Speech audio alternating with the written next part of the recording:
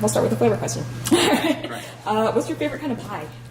Blueberry, no questions. I don't eat a lot of pie, but I'll say 3 times a year, it'll be 11 o'clock at night and I'm in bed and I'm like, it's time to go get blueberry pie, let's go. And I have to get a piece of warm blueberry pie with vanilla ice cream. Oh, do I love it. Stains your teeth real nice. Oh, yeah. Yeah. Nice. You know you ate it afterwards.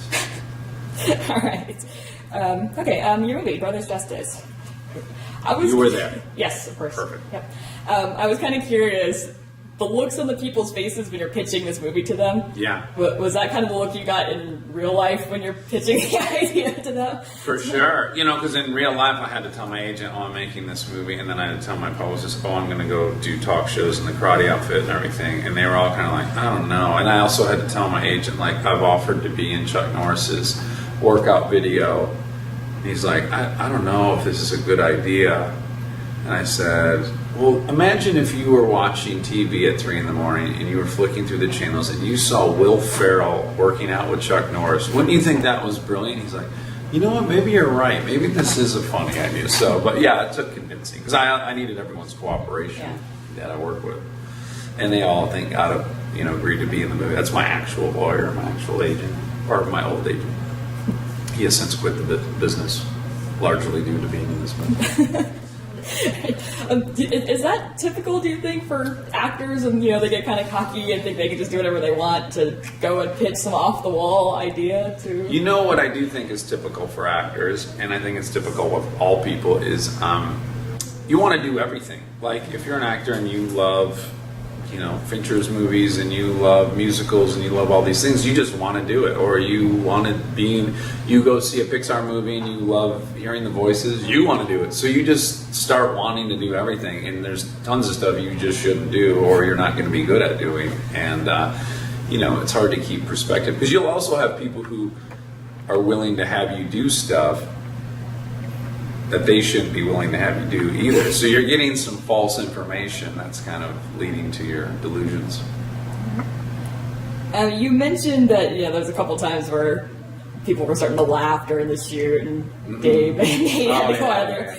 I actually noticed when you were doing the martial arts training with Steve. Yeah, he looked like he was having like the best time kicking your ass on the screen. He was. He was hard to hide the smile, I could tell. Yeah.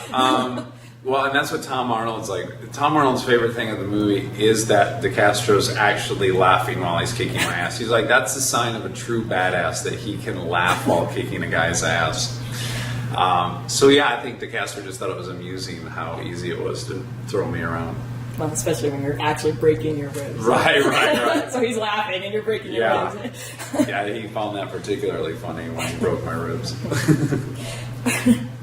Your little montage sequence, whose idea was it to mix the dialogue from the conversation before into the song for the montage? That was mine.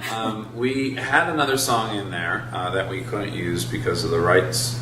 And we were like, what could we replace it with? So I said, oh my God, Nate, we should sing a song. You and I should sing a song. So he's like, oh, that's a great idea. So we were driving. I was meeting him at a studio to record the song. And on my way there, I was like, oh my God, what if we auto-tune the scene before? I've not seen that in a movie where the scene you just saw, you now hear in an auto-tune song. So when I got there, I was like, we can still record this, but I think there's a way better idea. Let's auto-tune. He's like, oh, that is great. We recorded the song anyways, and it was the most fun we've had, actually. And the entire process was singing into one microphone. But we didn't use that. We used the auto-tune thing, and I think it worked really well. It was genius. It's stuck in my head now, all morning. I know. I don't me know too. anything about martial arts. The train, Dax. The train. No, that was great. I pay attention to the soundtracks a lot in movies, so I thought that was great. If you had a pet giraffe, what would you name it? Leggy. Leggy? Yeah. Very original. Yeah. I was thinking El Jefe. El Jefe. Yes. That would work. Okay. In the movie, you're talking about how you always do comedy and you don't want to do it anymore and you want to move on to something else. Yeah. And then right now, you're doing Parenthood, which is a drama. Yeah. So I thought that was kind of funny that it actually kind of moved in that direction anyway. Yeah, not into action, but yeah, it definitely did end up going the dramatic route, because this year I had Freebie and Parenthood, which were neither you would label as its comedy. Right. Well, yeah, you still bring Parent's obviously funny, yeah. comedic element to Parenthood. Well, yes, and my theory on comedians doing drama is that you shouldn't lose the essence of. I take like the Bill Murray. I think he does it perfectly. Where he's still Bill Murray even when he's in a drama, and he's very believable, but he doesn't try to deny the essence of who Bill Murray is. So. Because in real life, I am funny when the shit hits the fan. That's my first mechanism to deflect, is to be funny. So I think you can have it both ways, really, in drama. It seems like you like to improvise your lines a lot in the movie, and it seems like you do the same thing on Parenthood. Yeah. How much in Parenthood do you actually improv? You know, that's a tricky question to answer because our writers are brilliant. And I don't ever like to try to take away any of the credit that they deserve. But, we have a lot of freedom. And my issue is I start feeling like a fraud on the third and fourth take of saying something. Like if I am giving great news and then I tell you the same thing I just told you. And something about it feels fraudulent. So, like, I will change something tiny just so I feel like I'm genuinely telling you something new. It's a weird... I get it when I do interviews too. If you do like a press junket, you're saying the same thing over and over again. And I just start feeling really like fraud. I don't know. There's something about it I don't love. And then just through making like 20 shorts with Nate and the stuff we've done, invariably all my favorite stuff is things that I didn't write for people that they just said that I think is, or even like crazy happy accidents. There was there's a point in the movie where Dave Koechner says, "Lights out, motherfucker." I had typed that up, and I just let me back up. He was saying every take, "Lights our motherfucker," and I was like, this is the most brilliant improv I've ever heard. He changed out to "our," "Lights our motherfucker," and I go, "Dave, that's so funny. You're saying 'lights our motherfucker.'" He says, "That's what it says in the script." I'm like, "No," and I look at it. Sure enough, I mistyped "our," out into "our."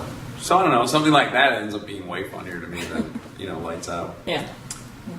Sorry for saying motherfucker so many times. I don't get paid for those anyways, that's all good. Your relationship on Parenthood with Tyree Brown? How is that on set, like your actual relationship? It's identical to it is on the show. Is it so? Yeah. We're not trying to. We don't have like two speeds, which is what's great about him is there are a lot of child actors that want to be child actors and are trying to be, like John Benet Ramsey type people. He doesn't care about it. He is literally just talking to me in those scenes. He's not trying to be a star. He doesn't realize he's making money. There's no motivation whatsoever other than like how much fun he could possibly have in the scene talking to me. So it's very pure, his whole thing. I like it. He gets bored really easy, so I have to, keep entertaining him. Or he'll just walk out of a scene in the middle of it. He's the greatest. He's so cute.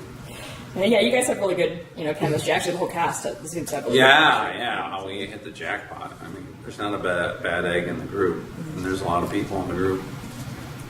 What's your lightsaber color? I want to say green because geniuses apparently pick green for everything, but probably blue. Blue's my favorite color. Not red? No, not red.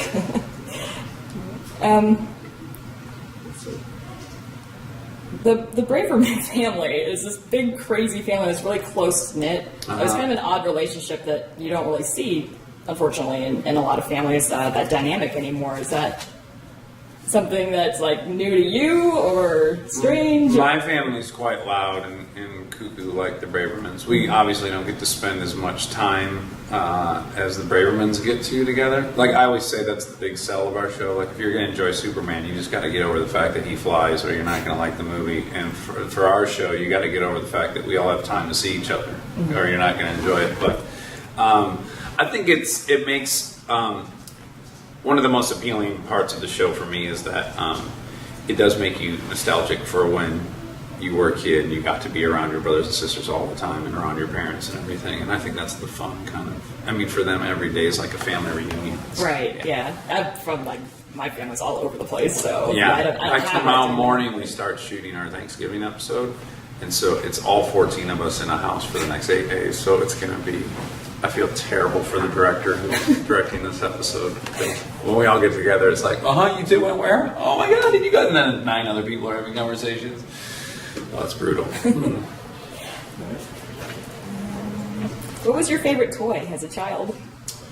Anything cars, Hot Wheels cars, Matchbox cars. I had these like 1/10 scale truck pull cars and monster trucks, like Bigfoot. Oh my god, all that stuff. Still, all I care about is cars and motorcycles.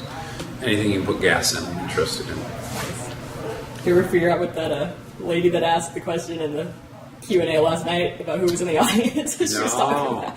That was weird. I think she was a plant from a competing comedy or something.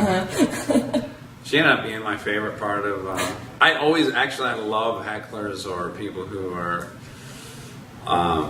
I do this show at UCB sometimes in LA, Upright Citizens Brigade, and you ask for a suggestion, and then you do a monologue based on their suggestion.